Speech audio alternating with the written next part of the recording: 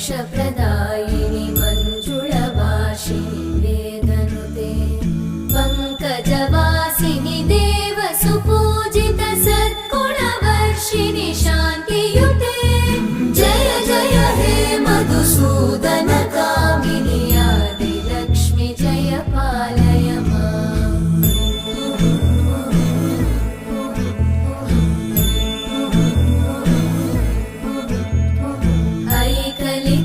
ऐकलिकल्मषनाशिनि कामिनि